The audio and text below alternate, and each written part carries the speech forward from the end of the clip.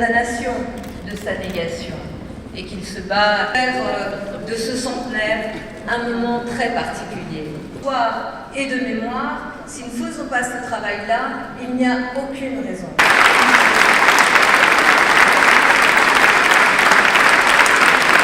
Monsieur Édouard Nalbandian, ministre des Affaires étrangères d'Arménie.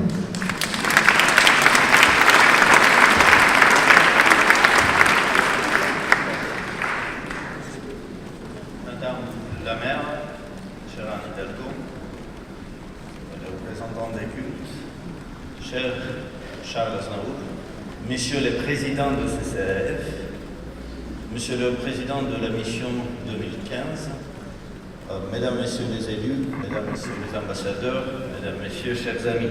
En cette année 2015, pour la première fois dans son histoire, l'humanité commémore le centenaire d'un génocide.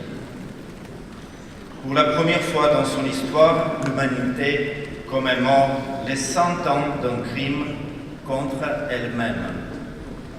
100 ans d'un génocide. 100 ans des génocides qui ont suivi celui du peuple arménien.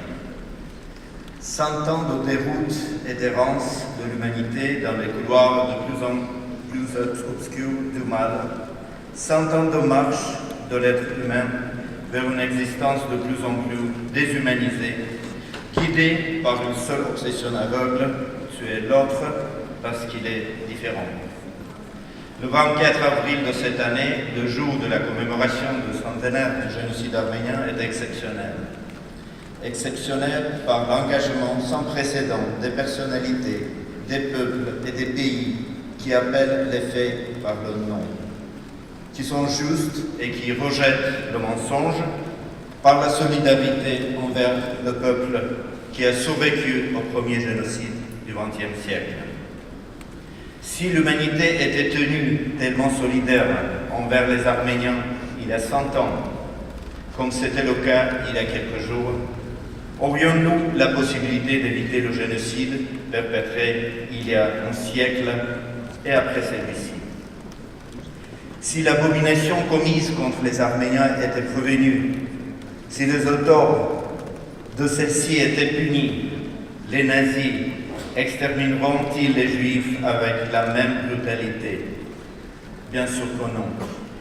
La communauté internationale a-t-elle pris les mesures nécessaires pour prévenir les génocides du Cambodge, du Rwanda, du Darfour? Bien sûr que non.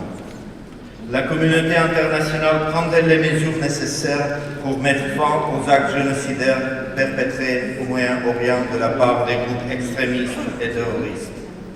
Malheureusement, non. L'humanité pourra-t-elle se réveiller enfin?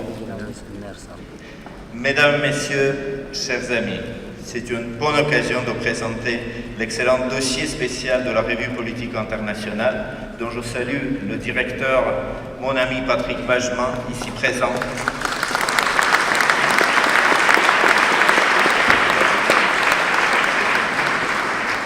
Ce dossier contient des articles et entretiens du président arménien, des présidents actuels et précédents de la France, de Charles Aznavour, ainsi que de grands experts du droit international et des génocidologues de renommée mondiale. Le but de cette édition n'est pas seulement de faire apparaître les aspects reliés au génocide arménien, mais de dévoiler également les aspects juridiques et politiques du crime le plus criminel du génocide.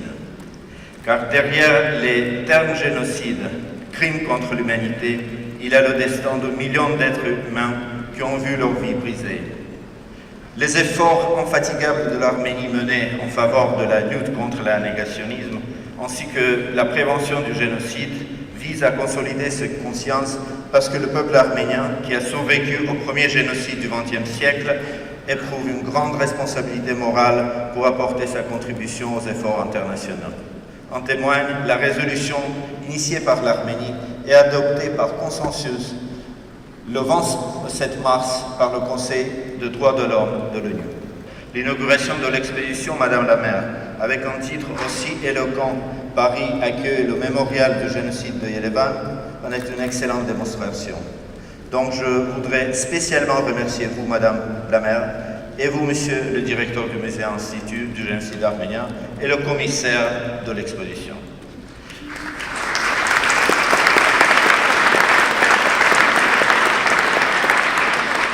Je sais, Madame Hidalgo, votre décision de vous rendre en Arménie cette année en octobre. Sachez, Madame la maire, que vous serez toujours bienvenue à Yerevan afin de développer le partenariat établi entre nos capitales et afin de connaître sur place l'Arménie, où vous êtes considérée comme une grande amie. Merci.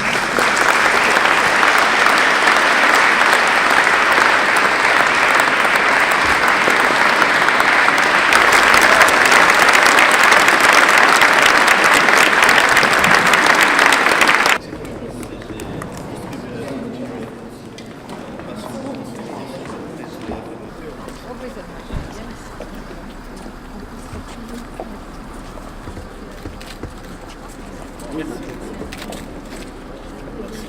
vous attends ailleurs. Merci beaucoup. Merci, avec grand plaisir. Oui, bien sûr. Tout est important pour nous, parce qu'il y a eu trop de silence, et il vaut mieux qu'il y ait beaucoup de bruit maintenant.